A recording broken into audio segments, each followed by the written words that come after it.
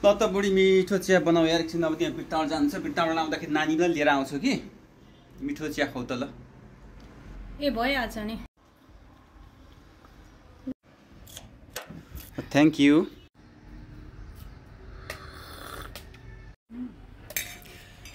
होइन एउटा कुरा सोधौँ तिमीलाई सोध्नु न अनि यो मेरो माया लाग्छ कि तिमीलाई यो सुपारीको माया लाग्छ कस्तो कुरा गर्नुहुन्छ यो सुपारीसँग पनि हजुरसँग दाँच्न मिल्छ र हजुरकै माया लाग्छ नि मलाई अटोमेटिकली यस्तो कुरा सोध्ने हो ए न म चिया खाइसकेँ कि अब म बिर्ताउन पनि पुग्छु अनि त्यसपछि आउँदाखेरि नानीलाई पनि लिएर आउँछु ल